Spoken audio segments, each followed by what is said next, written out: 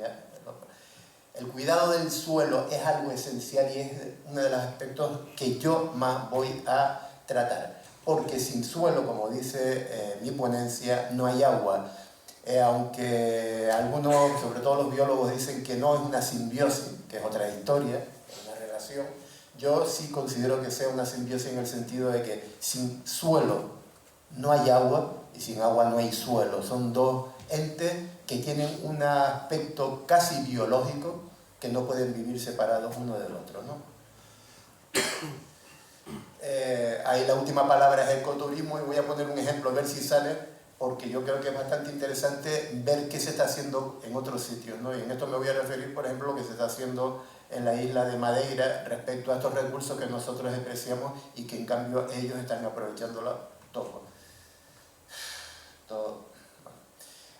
Voy a pasar rápidamente esta parte, ¿no? Pero la ley del agua de 1990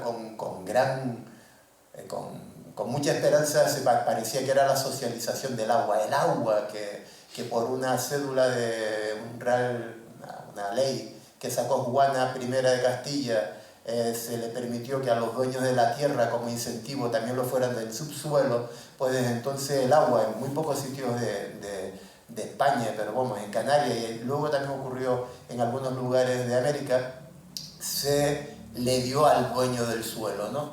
Entonces sabemos que en la época de Jerónimo se privatizó el agua, se socializó el agua, se puso un periodo de 50 años que dentro de muy poco, en el año 2040, supone que ya el agua que se extrae, el agua natural, es de dominio público y ahí están los trucos, ¿no? Es decir, hay mucha gente que en su momento se han dado cuenta que si bien el agua natural va a ser pública, pues vamos a ver cuál es la alternativa para que los negocios sigan funcionando. El Consejo Insular de Agua, los consejos insulares de agua que surgen unos meses antes de la propia ley, pero que básicamente están relacionados, ¿no? La ley de agua, es decir, los consejos insulares no funcionan, como posiblemente después Abel, que conoce esto bastante más que yo porque él ha estado trabajando mucho con las leyes, sabemos que su mayoría en todas las islas, por decreto,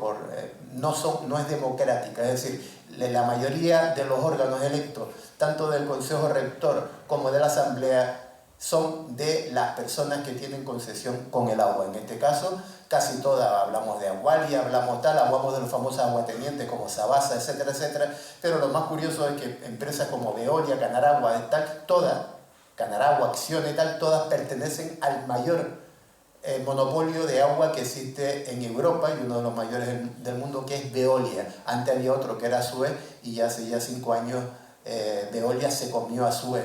Cuando oímos hablar de SACIR, todas esas empresas, siempre al final detrás está Veolia, que es quien tiene la patente de todos los procesos de membrana para obtener agua del mar o para regenerar las aguas residuales.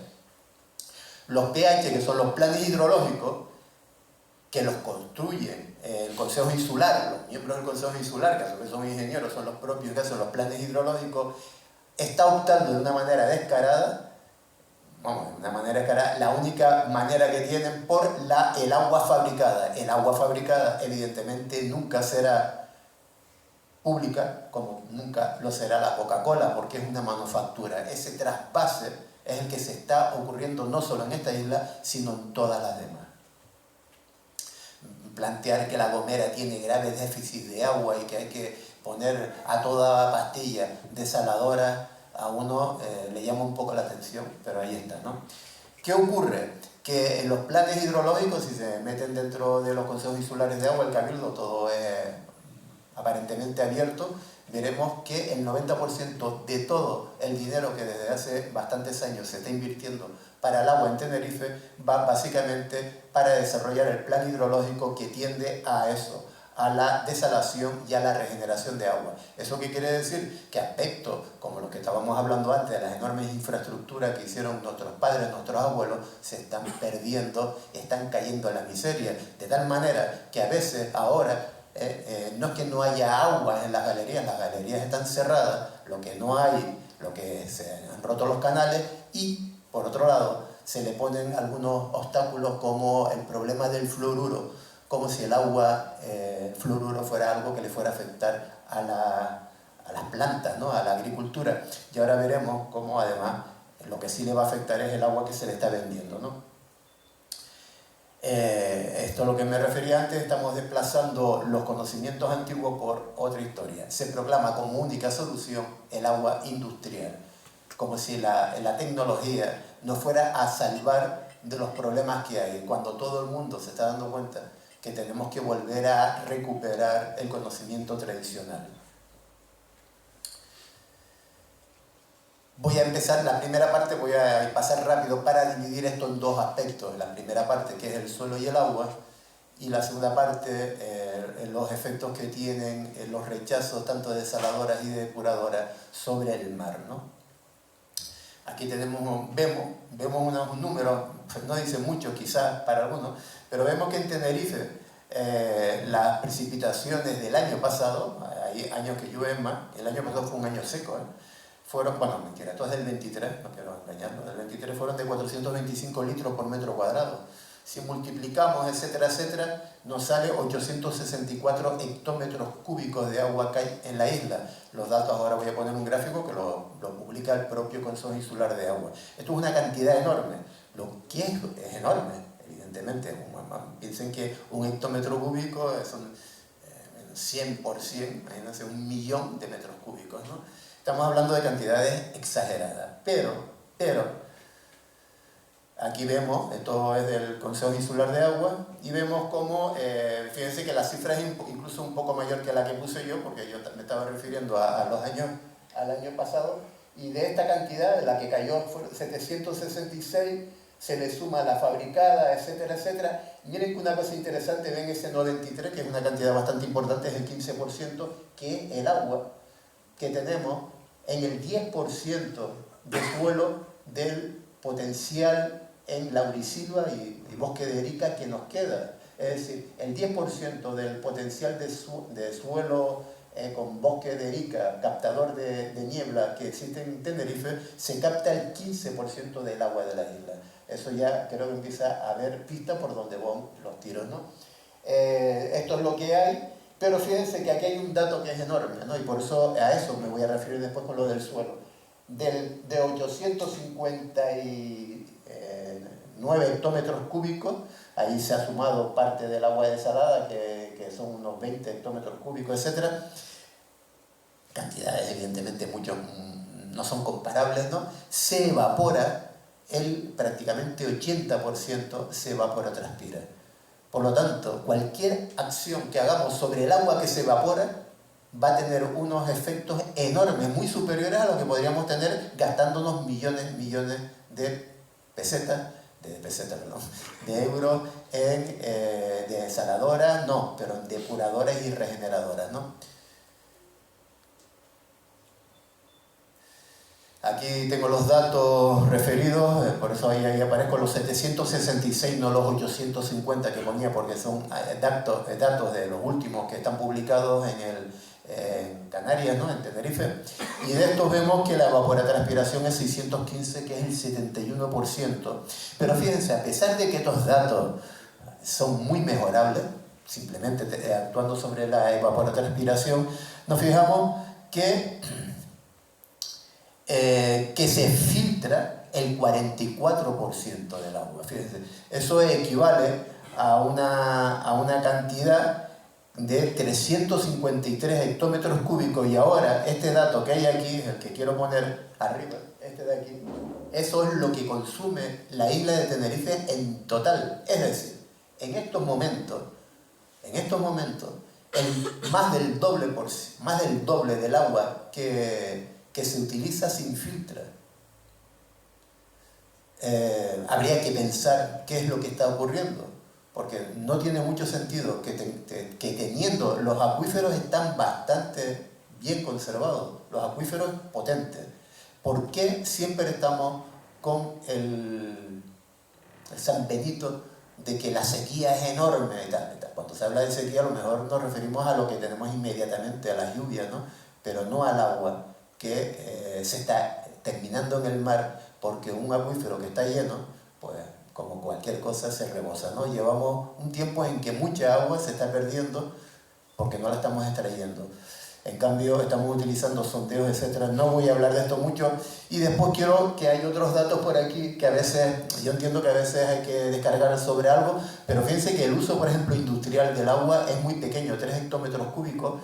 El uso en un campo de golf gasta más que la industria.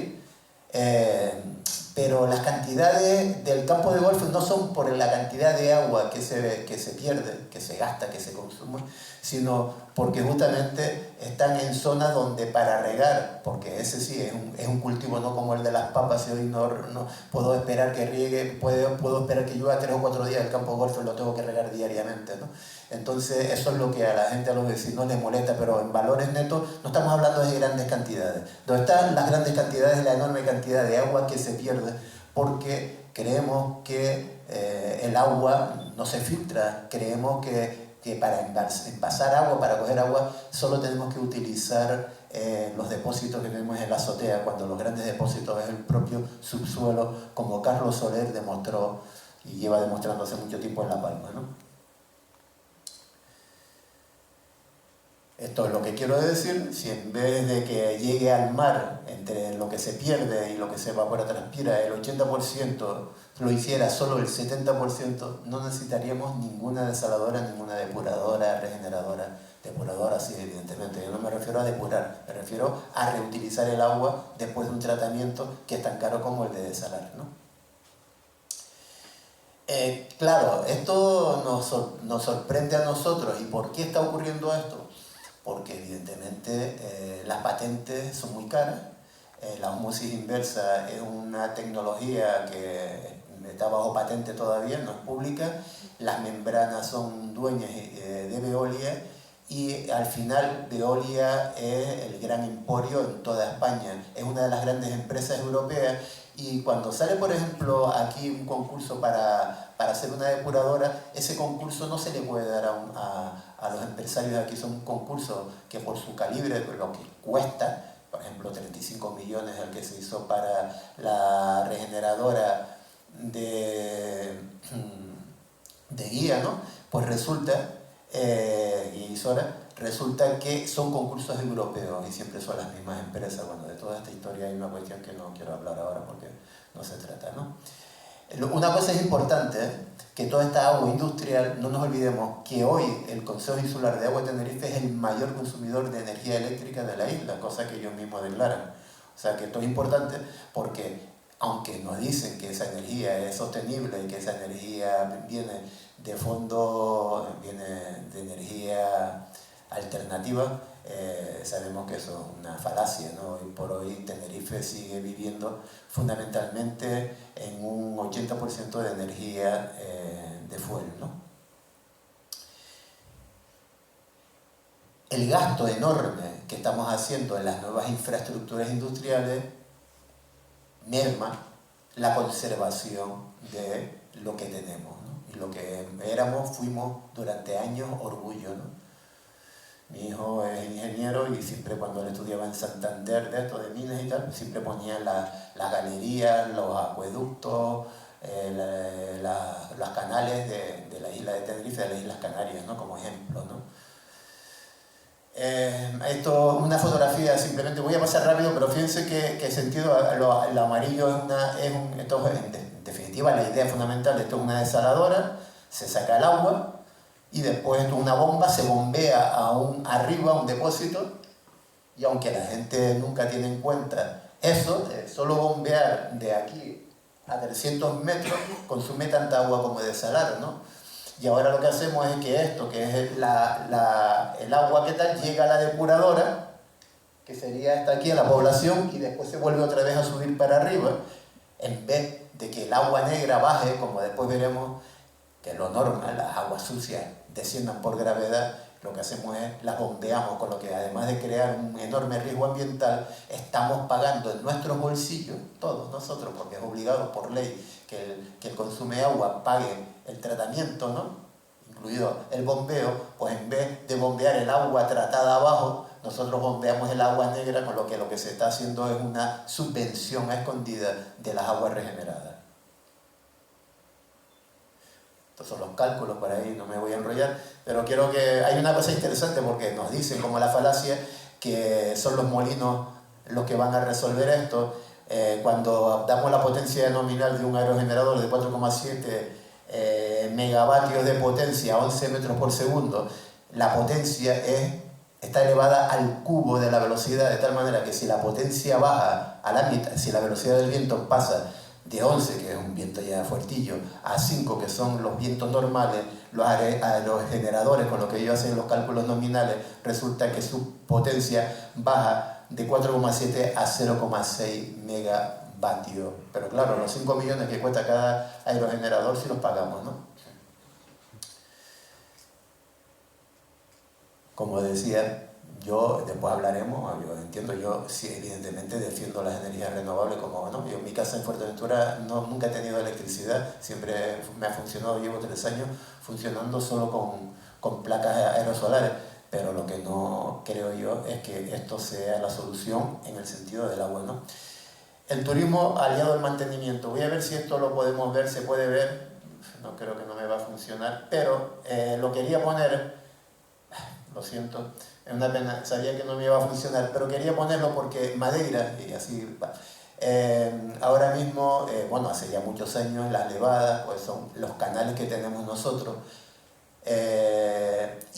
para ir a hacer una excursión tienes que pagar 3 euros al Estado para ir a través de los canales, como bajar aquí de la casa de Franco, abajo a la punta, luego le han puesto un bordillo, ¿no? Le han puesto un bordillo para quitar el muerto, se utilizan las galerías. Yo en esta película se ve 1 kilómetro caminando dentro de una galería y es uno de los mayores atractivos turísticos que tiene Madeira, ¿no?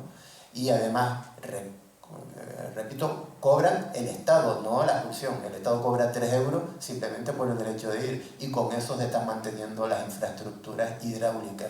Yo creo que hay ejemplos que deberíamos a veces, pues a lo mejor mirarlos con un poquito de cariño, ¿no? Voy a pasar un poco, me voy a ir un poco más rápido. Esto es una cosa importante, aquí damos los valores, a veces es que no llueve, no es necesario, a veces, lo que voy a decir parece una brutalidad, pero normalmente un aporte importante del agua no viene de las lluvias, sobre todo las lluvias que ocurren aquí en noviembre y en marzo, son los meses que más lluevan. Esas lluvias suelen tener un problema. Este año fue un año magnífico, ¿no? Pero suelen ser lluvias que lo que producen es correntías, pérdidas, erosión, y se pierde más que lo que se gana, porque perder el agua, perder el suelo sí que es un verdadero problema, ¿no?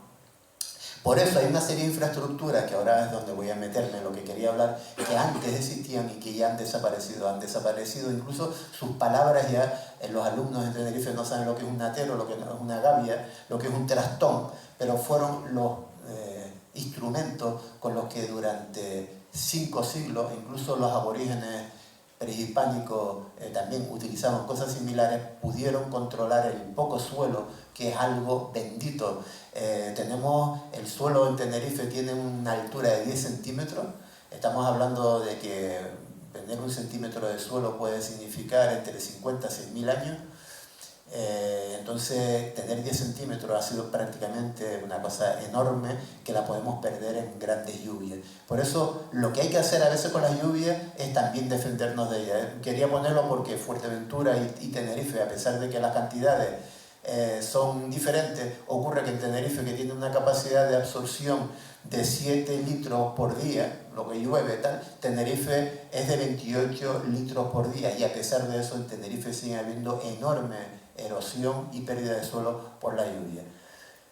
Aquí pongo unas soluciones rápidas, ahora las veremos, pero hay que volver a las alcogidas, a las gavias, a los nateros, etc. Y sobre todo, a aumentar la materia orgánica, porque el suelo orgánico es el que retiene agua. El suelo, que es simplemente un soporte, el suelo que utilizan los cultivos hidropónicos, no es suelo, eso es otra cosa, es un soporte inerte. Pero el suelo que retiene agua es el orgánico, con sus micorrizas y tal, algo que nuestra vecina Mari Carmen Jaime Vega tuvo toda la vida trabajando y luchando por ello, luchando con las micorrizas, algo que sí era un progreso en la agricultura, a pesar de que poca gente le hacían caso, ¿no? Otra cosa interesante, aquí vemos esto, un paisaje totalmente árido, pero ese paisaje árido es el mayor captador de agua. Los suelos muy recientes, como los malpaíses, los baldíos, los toscanes, etcétera, absorben mucho más agua que los basaltos antiguos, que los suelos muy compactados. Y en cambio, aquí en ocasiones los eliminamos y además estamos metiendo un factor que es totalmente impermeable, que es el piche, ¿no? Nos estamos cargando uno de los lugares, los espacios que más agua captan. Y si los que conocen, por ejemplo, el sitio este tan maravilloso de Güímar, ¿no? El Malpaís de Güímar, ven que dentro del Malpaís de Güímar vemos donde estaban antes los pozos de agua. Los pozos estaban ahí arriba, al final del barranco de Badajoz, donde estaban las grandes galerías que cogían las aguas que bajaban del Teide, y después el agua de lluvia, que porque el alicio se mete por ahí, se cogía, se captaba sin que lloviera, pero sí de la relentada, sobre todo en estos sitios donde estaban los mejores sondeos y pozos de la isla, ¿no? Por eso los depósitos de agua son los mejores depósitos de agua son los suelos, el subsuelo. No hace falta tener infraestructuras abiertas, ponerle piche, ponerle plástico para que no se evapore el agua. Los grandes estanques, las grandes maretas sirven para uno tener agua y regar, pero no son buenos depósitos. En cambio, los grandes depósitos es el suelo y sobre todo el acuífero. En Tenerife tenemos las dos dorsales, bueno, esto lo voy a pasar rápido, interdique, pero bueno, aquí está perfectamente establecido y tenemos grandes depósitos de agua que en su parte fundamental ahora están llenos. Ahora están, ahí vemos, si ustedes ahora mismo van a la Rambla de Castro y verán que en la playa La Borborana, la playa de Los Roques, la playa de Castro, están los manantiales echando agua al mar. Pero esa es la que vemos, pero todavía lo que está por debajo es lo que no vemos. Está perdiéndose agua, bueno, perdiéndose no, pero vamos, están llenos de agua y ese agua ahí está y nosotros consideramos que no sé por qué, bueno, sí sé por qué, pero no la queremos. Pero no solo son los grandes depósitos estos que estamos hablando, de las dorsales, los diques, etcétera, sino que hay unos depósitos que antes eran muy frecuentes. ¿Cuántos sitios hay? Aquí mismo en Tegueste había un sitio que se llama Las Gavias, por supuesto Las Gavias de la Laguna. Es decir, hay muchos sitios donde habían gavias que ya no existen. Ahora hay o apartamentos o casas o no hay nada, ¿no? Y resulta que las gavias, cuando la gavia bebe, baja el salón. Es una frase que parece que, vamos, si la oye o la ve cualquier persona no la entiende. Yo no la entendía hasta que el señor que la decía, ¿no? Matías Torres, hijo de un edafólogo con Miguel Torres, me la contó. Beber es cuando se llenan de agua, la gavia bebe, baja el salón, que es la salinidad. Las gavias no solo cumplen una función que es retener agua, sino reducir el suelo que nos lo estamos cargando con toda, y perdón la palabra, pero nunca hay cosa mejor de decir que la mierda que le estamos echando al suelo, sobre todo con el riego de las aguas que viene de la regeneración y de otros problemas, como después pasaré por arriba y diré. Proteger las alcogidas, porque claro, las gavias, por ejemplo, en la isla de Fuerteventura no se pueden tocar, pero después están muriéndose porque las alcogidas, que es lo que, como su nombre indica, donde las aguas cogen, donde se llena, porque la gavia no se llena con el agua que cae encima. No cojo, si ha llovido 25 litros por metro cuadrado y tiene 500 metros cuadrados multiplicados, no, las gavias cogen agua de toda la zona, ¿no? Son como embudos, ¿no? Pues hay que respetar las alcogidas, que las estamos rompiendo sin saber lo que somos, y a veces no nos damos cuenta que esos son cuencas hidrográficas que además, si las desviamos, el agua forma escorrentía y favorece la erosión. Los trastones, las gavias no se deben llenar, plantar con árboles, ni mucho menos, siempre se plantan con cosas pequeñitas de pocas raíces, porque si la gavia tiene 50 metros de profundidad de tierra, ¿entiendes? Tengo que sacarla pocas veces. Una gavia puede mantener el agua 5 meses, ¿no? Si le pongo un árbol que empieza a hacer raíces para abajo, la gavia todo el agua me la bota en 2 o 3 semanas, ¿no? Bueno,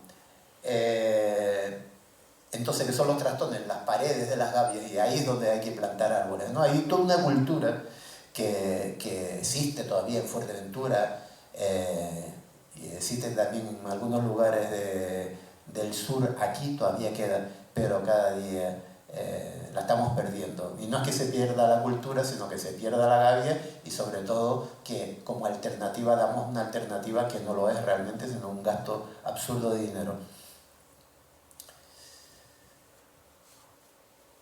Esto lo pongo porque, aunque esto nos parezca una cosa, estos son, bueno, son los sistemas que ahora la FAO plantea para lugares del Mediterráneo como Murcia, Almería y por supuesto todas las Islas Canarias. Es decir, en realidad los sistemas run-off farming son simplemente las gavias de toda la vida, ¿no? Que es GESUR, como le llaman en Argelia, ¿no? Etcétera. Son capaces de aumentar la absorción hídrica del suelo de un 2 a un 3%, y cuando hablamos de grandes cantidades, aunque el número parezca insignificante, aumentar un 1% del agua que se retiene, que se pasa al subsuelo, es mejor que una enorme desaladora de agua, vamos, mucho mejor, ¿no? Pero además reduce la salinidad secundaria, que es lo que está destrozando el suelo en las islas de Tenerife, ¿no? Y bueno, en todas las islas en que se está utilizando la agua regenerada, ¿no?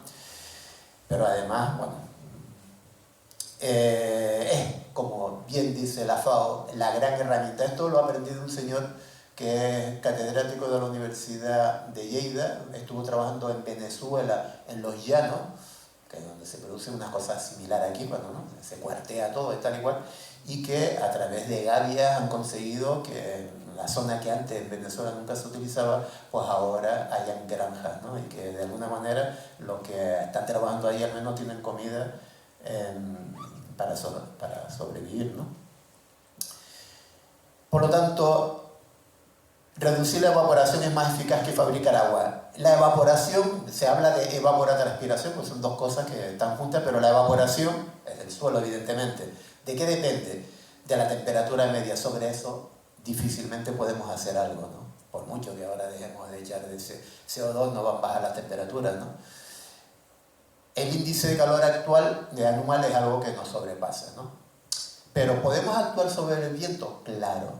Antes lo decía el presentador, ¿cómo nos hemos cargado con la carretera del sur? Todos los rompevientos que antes eran heroicos. Antes, dentro del campo, cuando yo era niño, mi tío, que se dedicaban a hacer muros, era el más que ganaba de la familia.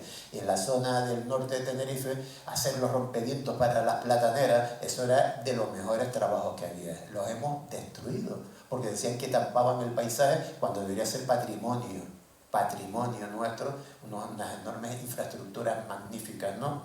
¿Y podemos actuar sobre la permeabilidad del suelo? Evidentemente que podemos actuar, y de eso se trata, ¿no? Eso es lo que, para eso sirve las gavias, para eso sirve una serie de acciones en las que ahora propongo.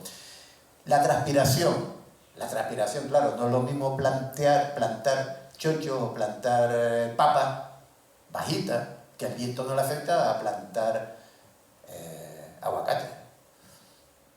O en su momento plantar plataneras, ¿no? Sabemos que es de loco, ¿no? La enorme transpiración, pero evidentemente sí podemos seleccionar el tipo de planta que tiene menos pérdidas, ¿no? Hay una cosa fundamental, antes hablaba de Mari Carmen, ¿no? Jaimés, evidentemente hay que proteger las micorrizas, son fundamentales. No existe en el campo, en lo rústico, no existen raíces, las plantas no tienen raíces, tienen micorrizas, están todas asociadas con los hongos, y en cambio nosotros aquí nos empeñamos en meter la piba, a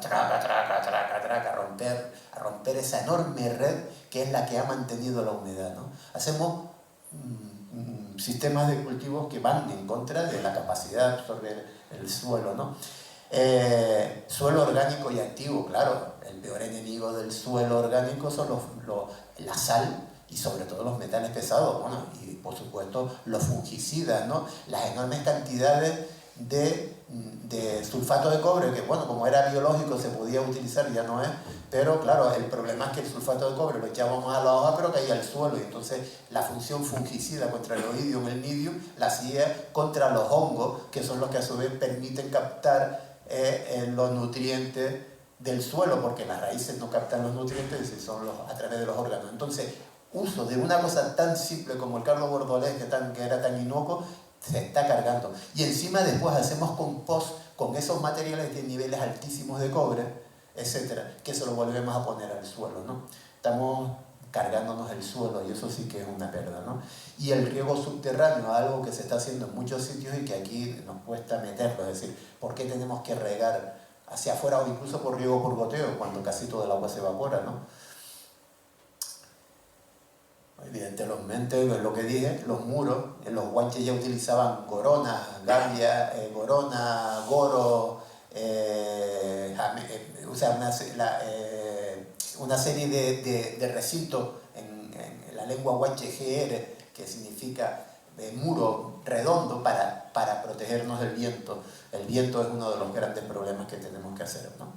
Voy ahora aquí, por eso, antes lo dije, si en vez de que se evapore toda el agua, pues conseguimos que del 74% del agua que entre evaporación y evapotranspiración y pérdida, nosotros lo bajamos al 70%, eso sería un objetivo del siglo, me atrevería a decir, pero con eso se resolvería en este momento las grandes necesidades de agua o las necesidades de agua que tenemos en la isla, ¿no? Yo no digo que en algunos sitios haga falta llegar a Fuerteventura, a Lanzarote, donde el otro día di una charla y decirle no a las desaladoras, es de locos, ¿no? Porque para agua beber, pero el agua de las desaladoras y las regeneradoras no deberían utilizarse en la agricultura, que es el mayor consumidor de agua, como vimos en la primera de las páginas. Eso. Aquí tengo unos ejemplos. Yo vivo en un desierto, vivo al lado de un desierto, vivo al lado del eso, y hemos conseguido, a base de, por supuesto, todo orientado por un edafólogo que es Juan Miguel Torres, un amigo, pues hemos dedicado, pues fíjate, regamos con un tubito, no regamos por arriba, regamos con un tubito las palmeras, son así, van creciendo, y utilizamos técnicas de captación de agua muy baratas. Nosotros hacemos los captadores de agua. ¿Por qué? Porque en Fuerteventura no llueve mucho, pero en los sitios con bastante calor, las neblinas se pegan al suelo, hay que aprovecharla. Aprovechando entre la capacidad de absorción que tienen los áridos y el calor, podemos aprovechar, y la capacidad esta, podemos captar mucha humedad, ¿no? Esto es un ejemplo, esto es una finca de olivos, ¿no? O sea, aquí el olivo, fíjense que tiene los rollos de riego por goteo, evidentemente, yo lo tengo, a veces se ve el hombre apurado, pero ya ha bajado el consumo de agua una enormidad. Está siendo ejemplo en el norte de Fuerteventura utilizar esta bobería que se hace con la tela que se compra, la tela de 0,5 que se compra en las ferreterías, ¿no? Un par de hierro, un par de tuberías y la humedad capta. Claro, siempre orientado al norte. Por supuesto, el norte es este, ¿no? Entonces, orientar los cultivos de tal manera que las reventadas calientan esto, ¿no? Y esto es lo otro que estaba hablando, las micorrizas. Esto es una ulaga. Antes, bueno, la gente le tenía una manía de las ulagas, las arrancaba. Y resulta que las ulagas son las que mantienen todo el soporte de las micorrizas. Fíjense, parece una batata lo que tiene ahí, ¿no? Lo que la gente cree que es una raíz, ¿no? Eso está debajo del suelo, está completamente lleno. ¿Entiendes? Entonces hay que conservarlo porque eso sí que se han hecho, bueno, ahora Juan Miguel Torres iba haciendo estudios, yo lo acompañaba algunas veces a medir la capacidad hídrica de los suelos, y los suelos que están llenos de micorrizas que no se le han quitado retienen muchísima más agua que los suelos en que nos empeñamos en quitar las micorrizas. Fíjense que aquí esto es justamente ahí, vemos cómo todo se hizo, ¿no? Como vemos ahí cómo todo ese intrincado está debajo de las pequeñas plantas, ¿no? Todo eso es un mundo, ¿no? Que a veces lo ignoramos porque no lo vemos, pero existe, ¿no? Y que ahora, en fin, esto que antes no era como de gente desastrada, no quita las malas hierbas, a no ser que necesite una cosa para algo en concreto, pero hay que mantenerlo porque son las que mantienen la red debajo. Es decir, encima del suelo debajo hay una red que está soportado por estas micorrizas y tiene una enorme capacidad de captar agua y permitir que el suelo sea algo vivo, ¿no? Esto se está haciendo también en algunos lugares de Fuerteventura, esto es en Veloso, arriba en Betancuria, pero evidentemente aquí tenemos el mejor, aquí no tendría no sería muy normal poner captadoras, a no ser que sean para pequeñas poblaciones, porque tenemos los bosques de Erika, que son los mejores captadores, ¿no? Pero ya repito, el 15% del agua que llega a Tenerife es de agua captada de bruma, y en cambio solo hay un 10% de suelo, del potencial que tiene cultivado por bosques de Erika y por laurisilva, ¿no? Estas son unas alternativas que se están haciendo para pequeñas poblaciones, pero está claro que lo de abajo es mucho más eficaz. Pero bueno, esto indica que esto es un valor que ya la industria se ha dado cuenta, que esto puede ser una solución mucho más barata que poner enormes tuberías, enormes depósitos para llevar agua a pequeñas poblaciones, ¿no? Esto se está haciendo ahora en las zonas altas de Fuerteventura, que son justamente las más secas, como Betancuria, como que ser tan tupido, el macizo basal, no absorber nada, aunque llueva más que en otros sitios, resulta que el agua no sirve porque no se absorbe, ¿no? Antes de ahí aparecía que Tenerife. Fíjense que esto son fotografías de hace unos meses. Esto no es que están llenas de agua, pero que lo vemos durante 3 o 4 días, eso no es lo importante. Cuando el agua se va de arriba más rápido es mejor, porque quiere decir que la capacidad de absorción es mejor, ¿no? Y entonces todo ese agua, si están bien hechas las alcogidas, van sumergiéndose. Entonces una gavia es una enorme esponja de agua que puede tener en Fuerteventura, que hay mucho más terreno sedimentario que en Tenerife, pero bueno, que alcanza en algunos sitios, sobre todo en los sures y tal, con mucho caliche, mucho rollo, profundidades superiores a los 20, 30, 40 metros, ¿no? Eso se llena de agua y mantiene la humedad hasta 5 meses, ¿no? Siempre que cultivemos cultivos que no la sequen, ¿no? Fíjense, esto que estoy viendo al lado, pues en fin, esto es un vergel. Y ahora voy a poner otro porque este de aquí al lado es el Sáhara Occidental. La fotografía me la mandó Paco Denies, que estuvo por allí, y me mandó un pueblo que dice, joder, tío, hay más agua aquí que en el jacuzzi del hotel donde me quedé. Esto es el Sáhara. Esto es Fuerteventura. Son verdaderos ríos, evidentemente, que duran pocos días, pero el agua se queda, no erosiona y se mantiene. Es un buen depósito, muy superior en Fuerteventura a los depósitos que hizo el posfranquismo con aquellas grandes presas, etcétera, no sirvieron para nada porque inmediatamente se anegaban. Entonces, si se hacían depósitos, Fuerteventura tiene una capacidad nominal de 25 hectómetros cúbicos para retener agua y solo se está reteniendo en los depósitos 0,25 hectómetros cúbicos. No sirven para nada, siempre hay que estar anegándola. Sirven como nateros, es decir, para coger un poco de suelo, ¿no? Y ahora sirven para que vivan los patos, ¿no? Los patos y las aves que vienen y que van a Europa y que vuelven en invierno, ¿no? Pero claro, ocurre una cosa, ahí viene la infraestructura, esta fotografía la puse porque evidentemente al lado está la carretera y ya vemos, ¿no? Vemos la enorme erosión, pero una erosión porque se han roto, fíjense que en este caso se ha roto el muro, ¿no? El trastón se ha roto y en cambio además encima vemos que han plantado ahí en medio de la gavia, cosa que nunca se hace, se debe plantar en el trastón para que no se rompa, ¿entiendes? Esas son las cosas que están ocurriendo, es decir, entonces en sitio, aunque exista las gavias, las estamos ahora jodiendo por aquello de plantar donde no debemos y no plantar donde deberíamos, ¿no? Árboles, ¿no? Fíjense que aquí volvemos a ver, tenemos un par de olivos, ¿no? Se ha puesto de moda y entonces, claro, el olivo seca rápidamente la gavia y aunque la gente piensa como el olivo, la hoja es chiquitita y tal, pero bueno, cuando está creciendo chupa agua, ¿qué te digo, no? Y donde tendrían que estar plantados siempre en los trastones, siempre, las higueras, los almendreros, los duraneros, etcétera, se plantaban en los trastones, nunca dentro de la gavia, ¿no? Voy a ir rapidito. Y ahora vamos a los goros, ¿no? Este paisaje que parece turístico, pero es real, es decir, siempre se utilizó el murito para parar el viento, ¿no? porque el viento es uno de los grandes aliados. Voy rapidito, yo voy acabando.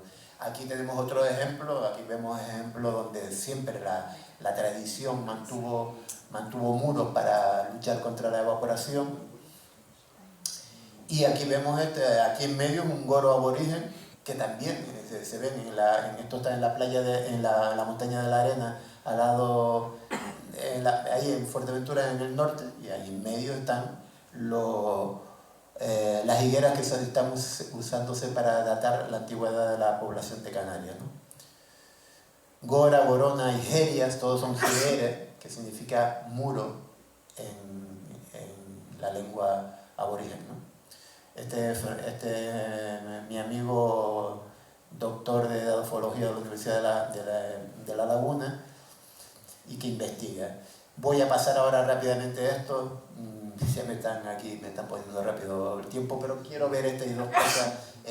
No se va a ver bien, pero estos son dos análisis. No sé si Julio, el que me los dio, estos son análisis de Valtec, ¿no? Este hace dos años y este es de hace un mes. No se ve, no puedo enfocar mejor. Bueno, si se lo quieren creer, se lo creen. Aquí pone que hay 277 partes por billón, no por millón, evidentemente, de mercurio. El agua de Valtén tiene mucho mercurio. ¿De dónde? Del Piche. El Piche es una de las mayores fuentes de mercurio y como la separación de la red de saneamiento de la red de aguas fluviales nunca se hizo, todas las aguas que terminan al final en los Edar han pasado muchísima cantidad de agua por Piche que al final las llevamos a nuestros campos y llevamos mercurio a nuestro campo. Aquí está el catedrático en química, podrá decir que el mercurio forma compuestos organometálicos que se quedan fijados al suelo vivo para siempre, ¿no? Igual que a nuestro hígado, ¿no?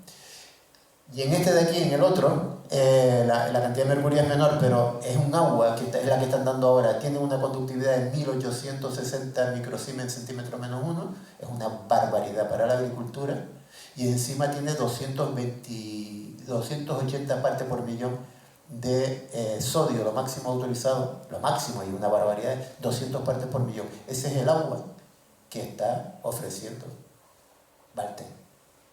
¿Y por qué este agua ahora ha subido mucho? Porque el agua, para tratarla, después de depurarla, hay que tratarla con electrodiálisis reversible y para ahorrarse el dinero, porque eso encarece el agua que te digo, entonces la están echando básicamente después de cantada y poco más, ¿no? Y quitarle la materia orgánica y poco, ¿no? Después si quieres hablamos y podemos ver esto. Y hay otra cuestión, esto me lo mandó Carlos Soler hace 3 o 4 días. Esto es en la balsa, esto es en La Palma. Esto es una balsa, porque las aguas salen calcáreas de las galerías, pero siempre lo que se hacía era se tiraba el agua de una altura. Los químicos sabemos que el dióxido de carbono en agua calcárea redisuelve al carbonato como bicarbonato, pero cuando el agua sale de una galería a presión pierde CO2 y precipita cal, ¿no? La solución, que es simplemente un estanque de decantación y tal igual, bueno, hacer una cuestión de ingeniería, ahora no se lo voy a explicar, lo que se está haciendo es utilizar ácido nítrico, porque los nitratos de calcio son solubles, entonces para quitar la cal y que no moleste el rollo, y con el cuento de que el nitrato de calcio es un abono, un fertilizante, se está metiendo, escuchen, un bote de esto diario de 27 kilos de nitrato de calcio en esa balsa que está en una de las balsas de El Paso en La Palma. Yo hice los cálculos para que llegara al mínimo, suponiendo que no tiene nitrato del agua, que siempre tiene, y un bote de esto contamina 1.800 metros cúbicos de agua diaria.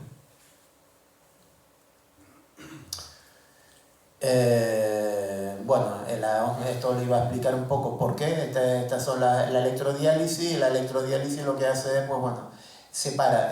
Simplemente solo quiero decir porque la electrodiálisis separa fácil las cosas livianas, como el fosfato y tal y cual, pero no separa los metales pesados. Por una cuestión, bueno, es difícil que sea eficaz. ¿Y qué quiere decir esto? Cuando yo tengo electrodiálisis meto el agua dulce, el agua que llega, bueno, agua dulce, el agua del váter, ¿no? Pero agua que no tiene 35 gramos de sal, como el agua del mar, que puede tener 1 o 2 gramos de sal. Ok, lo meto, llega la depuradora, le hago las cosas que le hago, pero al final, de cada 3 litros de agua sucia, yo saco 2 litros de agua para la regeneración, para utilizarla en el cultivo, y 1 litro de agua es el rechazo salino. En ese rechazo salino se meten las cosas livianas como los fosfatos y los nitratos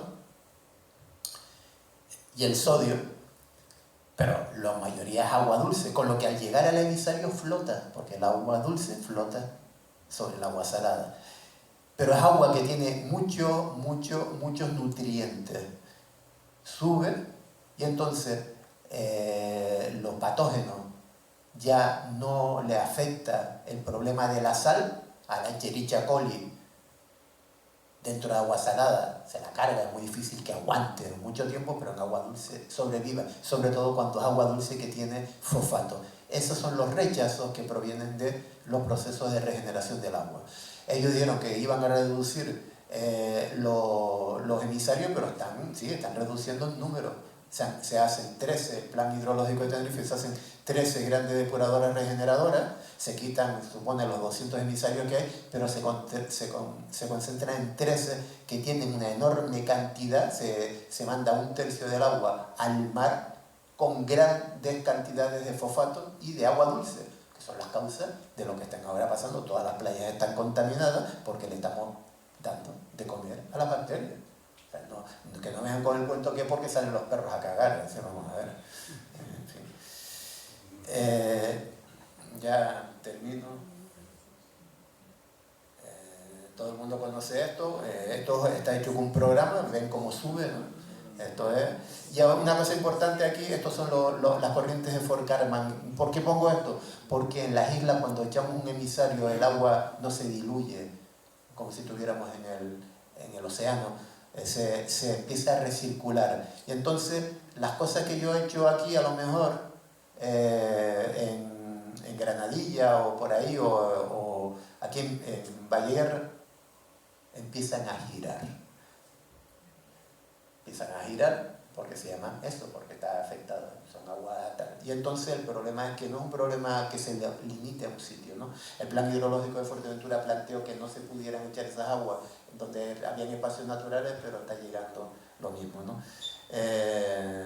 Una cosa importante, esto es un mapa sacado con satélite, lo verde es la cantidad de materia que hay, de materia verde, de materia viva. Entonces nos damos cuenta que aquí debajo en la isla de Gran Canaria hay un reloj que produce un upwelling, sube materia viva y la esparce cada 3 días está subiendo agua muy fertilizada, después 3 días no. Pero fíjense que es una cosa curiosa, Tenerife no tiene verde, Lanzarote no tiene verde, el Hierro apenas tiene verde, y son las islas donde aparece la cianobacteria. ¿Por qué? Porque ahí no había vida, y entonces estamos con las emisiones de fosfatos y tal que estamos echando al mar, estamos invitando a especies que hacen una competencia porque no tienen la bacteria, la vida, que las puede neutralizar, ¿no? Esto es lo que nosotros planteábamos hace mucho tiempo, en vez de grandes desaladoras con todo este rollo arriba, hacer la depuración extensiva, pequeñas depuradoras de 5.000, 6.000 personas que son perfectamente como la que hace Peraza, como la de Máscara, porque funcionan y son las que te recomiendan. Esto es lo intensivo que nos plantea el plan hidrológico. Esto es lo de abajo, lo extensivo, que es lo que planteamos nosotros. Es decir, en vez de hacer pues que cada barrio que tenga 5.000, por ejemplo, Teguete con una depuradora le vendría Teguete casco, ¿no? Pero en el municipio de Teguete 4 depuradoras de estas que no consumen suelo ni nada, podrían tratar sus aguas que se podrían utilizar para riego de jardines y poco más, y no para la agricultura ni para eso. En algunas casas se están utilizando, y yo ahora mismo donde estoy viviendo en Fuerteventura estamos haciendo una que tal. Aquí hice yo una, que se la di al anterior congreso, que para hice una que se le dio a un grupo de casas que había, porque salía muchísimo más barato hacer esa depuradora que conectar el pueblo, el diseminado, con esto. De este tipo, este es el tipo, voy a pasar rápido. Y solo quiero, estas sí funcionan. Lo delante es un tanque anaerobio. Y ahora esto es un ejemplo de lo que quería poner, es decir, si lo que le sale por el pompón al señor se lo comen los peces al final, bueno, hablamos de la ciguatera, de uno de los problemas graves. Estamos fomentando a los dinoflagelados, que son las especies que transmiten pero que a su vez se alimentan de cianobacterias y de tóxicos, ¿no? Y por último, el último gran negocio es que evidentemente 1 metro cúbico de agua cuesta 60 céntimos, pero con 1 metro cúbico de agua yo saco 1000 botellas, con lo que me lo traduzco en 600, 700 euros, un negocio del carajo. Hacer que el agua que tengamos en los ayuntamientos y tal sea mala, para algunos un chollo de mucho cuidado. Muchas gracias y perdonen el rollo.